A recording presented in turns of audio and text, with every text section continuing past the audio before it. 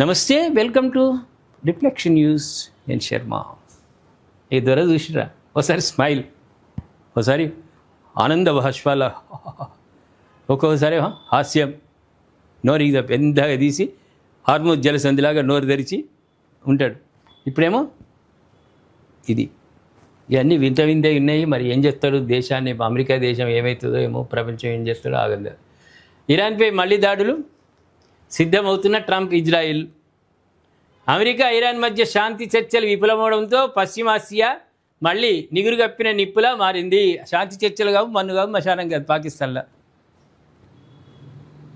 వాడు పాకిస్తాన్ వాడు వడ్డిచ్చినాయి, తిన్నారు, మూతు దుర్చుకున్నారు, పోయిర్రు. అంతే. మనకి ఏమొస్తుంది? వాడు శాంతి దూతారా? వాడేమని పాకిస్తాన్ వాడు అంతే. తినడానికి వచ్చిర్రు, తిన్నారు, ప్లేట్లు, తిన్న ప్లేట్లు ఆయన వాడి మీద, ప్రధాని మీద పడేసిర్రు, కడుక్కోరాని అవతల పడ్డారు.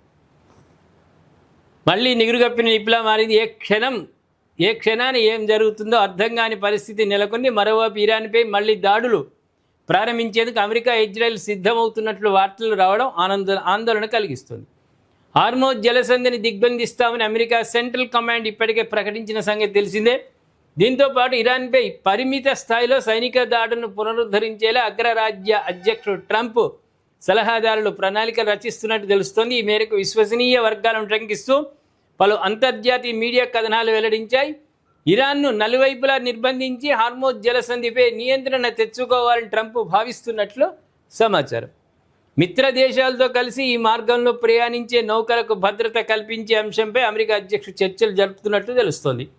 అటు ఇజ్రాయిల్ డిఫెన్స్ ఫోర్సెస్ IDF కూడా ఇరాన్పై దాడులకు సిద్ధమవుతున్నట్లు సమాచారం. ఎలాంటి పరిస్థితులనైనా ఎదుర్కొనేందుకు సిద్ధంగా ఉండాలని IDF chief of staff lieutenant general Eyal Zamir తన సైన్యాన్ని ఆదేశించినట్టు ఇజ్రాయెల్ మీడియా కథనాలు పేర్కొన్నాయి. ఇరాన్పై దాడులు పునరుద్ధరణ విషయంలో ట్రంప్ నిర్ణయం కోసం ఇజ్రాయెల్ ఎదురు చూస్తున్నట్లు కథనాలు తెలిపాయి. అయితే ఈలోగా టెహ్రాన్ తమపై దాడి చేస్తే మాత్రం ప్రతిస్పందన తీవ్రంగా ఉంటుందని IDF హెచ్చరిస్తోంది. ఇదిలా ఉండగా శాంతి చర్చలు విఫలమవడానికి అమెరికానే కారణమని ఇరాన్ ఆరోపించింది. 47 ఏళ్లలోనే ఈ రెండు దేశాల మధ్య జరిగిన అత్యున్నత స్థాయిలో చర్చల్లో యుద్ధాన్ని ముగించేందుకు అమెరికాతో ఇరాన్ చిత్తశుద్ధితో సంప్రదింపులు చేసింది. కానీ ఇస్లామాబాద్ ఒప్పందానికి కొన్ని అంగుళాల దూరంలోనే చర్చలు కుప్పకూలాయి. అతివాద భావజాలం, లక్ష్యాలు మారడం, నిర్బంధం వంటివి మాకు ఎదురయ్యాయి. మంచి చేస్తే మంచి జరుగుతుంది, చెడు చేయాలని చూస్తే శత్రుత్వమే మిగులుతుంది అని ఇరాన్ విదేశాంగ మంత్రి అబ్బాస్ అరాగ్చి పోస్ట్ చేశారు. మంచి చెప్పినావు అబ్బా, ఇది ఇట్లా ఉంటుంది వ్యవస్థ. వాడికి ఇరాన్ వాడికి యుద్ధం చేయాలని ఉంది, తల వంచొద్దని. ఇక ట్రంప్ ఇజ్రాయిల్కి అయితే వద్దని, శాంతి చర్చలే వద్దని అది ఎప్పుడో బైకాట్ చేసింది. పాకిస్తాన్ నమ్మనే నమ్మ అన్నది. ఈ ట్రంప్ ఏం చేసిండు? నెట్లో పెట్టుకుంటుండే పాకిస్తాన్, భుజాల మీద ఎక్కించుకున్నాడు. పాకిస్తాన్ ఎక్కించుకొని వాడు ఎప్పుడు ఏ దాంట్లో పడేస్తాడో తెలియదు పాకిస్తాన్. కానీ వాడు ఇప్పుడైతే వాడి మధ్యవర్తి, ఉత్తమమైనటువంటి, ప్రపంచంలో ఉత్తమమైనటువంటి విజ్ఞానవంతుడు, శాంతి స్వరూపుడు పాకిస్తాన్ అధ్యక్షుడు అని వాచి అయిపోయింది. అది అయిపోయినాక ఏమైంది? వాడు వచ్చిన చర్చలు జరిపి విఫలం అయిపోయినాయి. ఇప్పుడు ఏమైంది? యుద్ధానికే సిద్ధంగా తయారైపోయింది. ఇరాన్ కూడా అదే ఉన్నది, శాంతి చర్చలకు మొదటి నుంచి రామన్నది.